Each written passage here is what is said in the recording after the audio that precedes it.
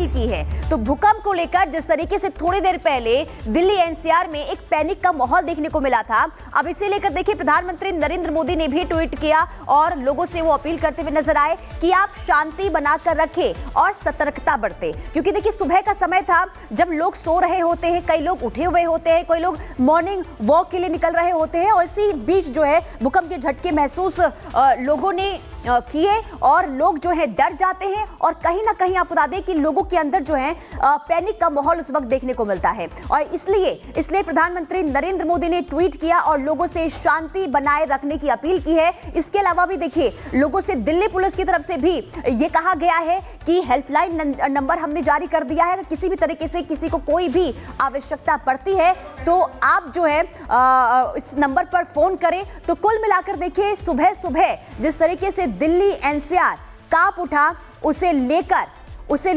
लोगों में डर का माहौल जो है वो देखने को मिला है। तो प्रधानमंत्री नरेंद्र मोदी ने ट्वीट कर लोगों से शांति बनाए रखने की अपील की है। और विवेक हमारे साथ जुड़ चुके हैं। विवेक, देखिए सुबह का समय था, लोग जो है कहीं ना कहीं डर गए थे, हालांकि बहुत लोग जो है अपने घर में सोए हुए थे, लेकिन खास करके ये बताइए क्योंकि दिल्ली ये एपिक सेंटर था इस बार का भूकंप का, ऐसे में कौन कौन सा एरिया दिल्ली का अगर हम बात करें तो संवेदनशील है, जो भूकंप के लिहाज से सबसे ज्यादा खतरनाक है?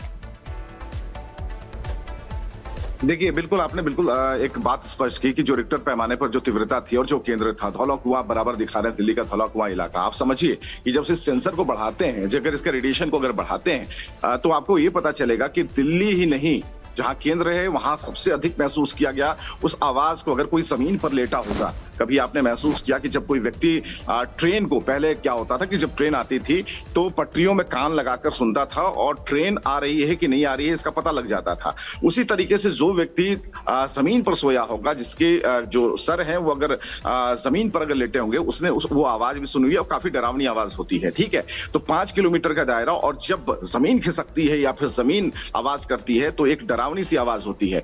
लोग जाग गए। सबसे बड़ी बात, कौन लोग जागे? जो ऊंचे महलों में रह रहे होंगे वो लोग जागे होंगे। और जब ये महसूस किया गया कि धरती अगर हिल रही है तो आप समझिए कि एक जो अंदर जो कह सकते हैं कि जो केमिकल चेंजेस होते हैं बॉडी में, उसमें सबसे ज्यादा आपका मन घबराता है, और मन घबराता है उसके बाद आपको थोड़ी वॉमिट जैसी सेंसेशन होती है। तो ऐसे में लोग क्या करते हैं? बिल्कुल, लोग सबसे पहले वो करते हैं विवेक जो उनके लिए सही है। घरों से बाहर निकलना उनके लिए सुरक्षित होता है, एक सुरक्षित स्थान पर पहुंचना उनके लिए जरूरी होता है। हम लौटेंगे आपके पास। कोमल भी हमारे साथ, हमारे सहयोगी लाइव जुड़ चुकी हैं।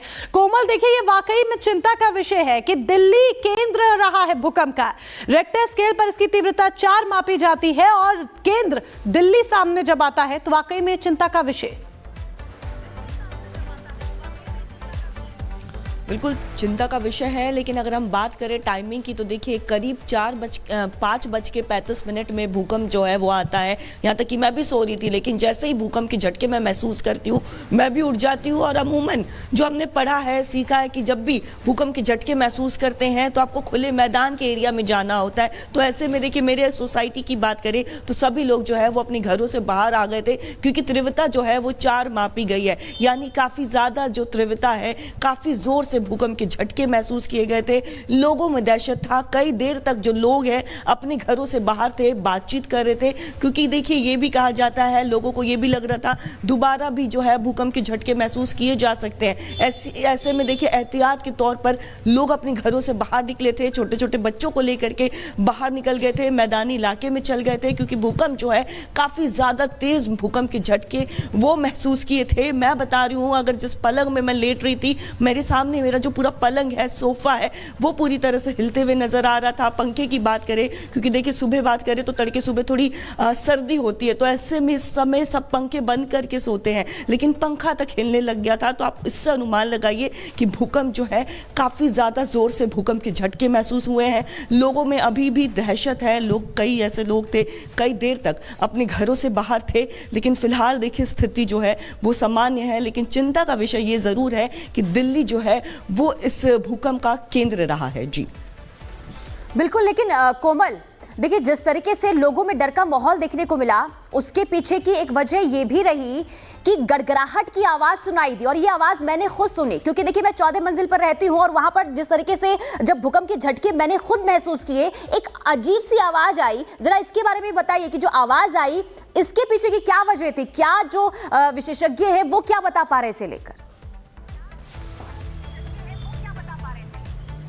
बिल्कुल, देखिए अगर हम नेशनल सेंटर फॉर सिस्मोलॉजी की बात करें तो उसके अनुसार जो है भूकंप की तीव्रता वो 4 मापी गई है। तो ये अपने आप में, जो अगर हम बात वैज्ञानिकों की करें तो उनके अनुसार काफ़ी ज़्यादा जो है ये जोर का जो भूकंप है वो जोर के झटके थे। साथ ही साथ कहीं ना कहीं देखिए ये एक दहशत का माहौल लोगों में तो क्रिएट कर रहा था। लेकिन जैसा कि आप भी जिक्र कर रही हैं कि आप 14 मंजिल में रहती है, लेकिन उस दौरान भी गड़गड़ाहट सुनने को मिल रही थी। वो ठीक गड़गड़ाहट जो है वो मुझे भी सुनने को मिली, आस पड़ोस के जो लोग थे उन्हें भी मिलने को सुनी। और अमूमन देखिए लोग इस समय सो रहे होते हैं, लेकिन भूकंप का झटका इतना जोर था कि लोग जो है वो उठ गए, अपने घरों से बाहर निकले। लेकिन अगर हम बात करें, अगर हम वैज्ञानिकों के अनुसार की बात करें तो उन्होंने कहा है कि फिलहाल देखिए केंद्र भले ही दिल्ली एनसीआर रहा, लेकिन देखिए 5:35 में ये भूकंप आया था और अभी का समय बताए तो देखिए 7:11 हो रहा है।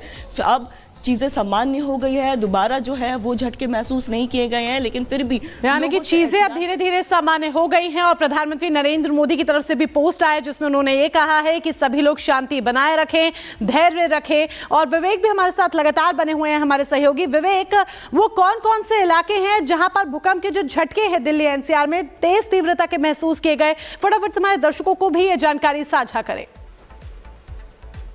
बिल्कुल, जो तस्वीरें आप दिखा रहे हैं उसमें जो धौला कुआं का एरिया है वो ज्यादा ये इफेक्टेड है। अगर धौला कुआं के इलाके को देखें तो अगर हम बात करें, जैसे कि हमने पहले जिक्र किया कि नेपाल में जब भूकंप के झटके महसूस होते हैं या फिर रिक्टर पैमाने पर वहां उसकी जो क्षमता रहती है जहां केंद्र बनता है, उसके बाद हम इसका इम्पैक्ट देखते हैं कि किन किन देशों पर पड़ा। आप समझिए कि दिल्ली में अगर ये झटके महसूस किए गए जिसकी तीव्रता 4 के करीबन थी, वहां तो झटका महसूस किया गया। लेकिन अब इलाकों की बात नहीं करना होगा, अब क्षेत्र की बात करना होगा, उन प्रदेशों की बात करना होगा कि जहां पर इसके झटके ज्यादा महसूस किए गए। दिल्ली अगर केंद्र है तो पूरी दिल्ली इसकी चपेट में थी। जो लोग जागे हुए थे उन्हें महसूस हुआ, लेकिन दिल्ली से सटा हुआ अगर उसकी बात करें, एनसीआर के इलाका बोल रहे हैं, उत्तर प्रदेश बोल रहे हैं, इन इलाकों में भी झटके महसूस किए गए। लेकिन ये धीरे धीरे सेल डाउन होता है, जिस वजह से इसका असर उतना नहीं दिखा। और सुबह से लगभग 1 घंटे से हम लगातार हम लोग लाइव पे हैं, जो सुबह से। हालांकि यहाँ पर जो हम एक्टिविटी देख पा रहे हैं लोगों की, जो लोग हैं वो यहाँ पर निश्चिंत है। खासकर हम बात कर रहे हैं ग्रेटर नोएडा यानी उत्तर प्रदेश यहाँ से शुरू होता है। ऐसी स्थिति में उन इलाकों में ज्यादा, या फिर जहां अपना दफ्तर है वहां की अगर बात कर लें, वहां भी लोगों से अगर आप बात करेंगे तो इतने ज्यादा झटके महसूस नहीं हुए। लेकिन जो दिल्ली केंद्र बना, हम बराबर कह रहे हैं कि अब मानकों का ख्याल रखना होगा। लेकिन विवेक, जरा ये समझाइए, क्योंकि इससे थोड़ी देर पहले आप ये बात कर रहे थे कि अगर लोग भूकंप के झटके महसूस करते हैं तो जाए कहां? ऐसे में मेरा सवाल ये है कि जो लोग ऊंची इमारतों पर रहते हैं, गगनचुंबी इमारतों पर में रह रहे हैं, आखिर उनके लिए क्या विकल्प है? क्योंकि जब तक वो सीढ़ियों के जरिए नीचे उतरते हैं तब तक वो भूकंप आता है और चला भी जाता है। तो ऐसे में लोग किस तरीके से सावधानी बरतें? देखिए, इसके लिए मानक तय करने होंगे। सबसे बड़ी बात है कि सरकार